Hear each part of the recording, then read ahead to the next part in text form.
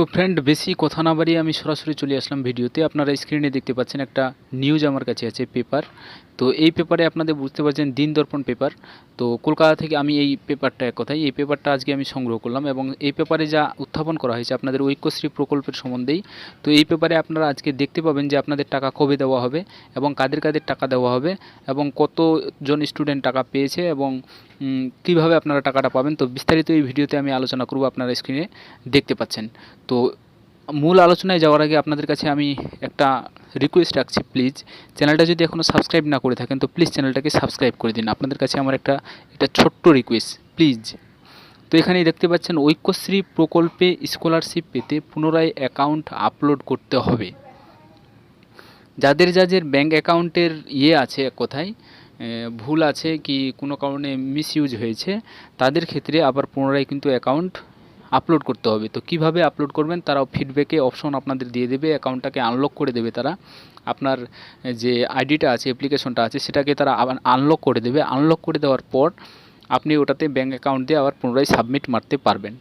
তারপর কি বলছে, রাজ্য সরকারের ঘোষিত ঐক্যশ্রী প্রকল্পে সংখ্যালঘু সম্প্রদায়ের কোনো পড়ুয়া স্কলারশিপের আওতা থেকে বাদ দেওয়া যাবে না। যারাই স্কলারশিপ করেছেন এবং আপনার যদি ডকুমেন্টস ঠিকঠাক থাকে তাহলে কোনো স্টুডেন্টকে এই স্কলারশিপ থেকে বাদ দেওয়া যাবে না। সমস্ত স্টুডেন্টকে কিন্তু টাকা অলরেডি মানে দিয়ে দেবে। আর যদি আপনার অ্যাকাউন্টটা রিজেক্ট না হয়ে যায়, এই কথাটাও আপনাদেরকে বলে দিই। তো প্রথম শ্রেণী থেকে উচ্চ শিক্ষা পর্যন্ত বিভিন্ন ধাপে পশ্চিমবঙ্গ সংখ্যালঘু উন্নয়ন ও বিত্ত নিগমের মাধ্যমে স্কলারশিপ দেওয়া হয়। আপনারা জানেন, সেই মতো সকলেই স্কলারশিপের জন্য আবেদন করেছিলেন। গত ফেব্রুয়ারি মাসের মধ্যে সকলের ব্যাঙ্ক অ্যাকাউন্ট স্কলারশিপে টাকা ঢুকে যাওয়ার কথা। সামনে যে ফেব্রুয়ারি মাস গেল, সেই মাসে কিন্তু আপনাদের অ্যাকাউন্টে অলরেডি টাকা ঢুকে যাওয়ার কথা। তো বহু ছাত্রছাত্রী এই সময়সীমার মধ্যে স্কলারশিপ পেয়েছেন, কিন্তু তার মধ্যে কয়েক হাজার আবেদনকারী স্কলারশিপ এখনও পায়নি। আপনারা বুঝতে পারছেন, অনেক স্টুডেন্ট কিন্তু এখনও টাকা পায়নি। এই পরিস্থিতিতে সকলেই দ্রুত স্কলারশিপ দেওয়ার জন্য বিত্ত নিগমের দপ্তরে একটি কড়া করা হয়েছে, নোটিশ করা হয়েছে মাদ্রাসা উন্নয়ন দপ্তর থেকে। গত জুন মাসে জুন সংস্থার ম্যানেজিং ডিরেক্টর সেটি একটা নোটিশ করেছিলেন।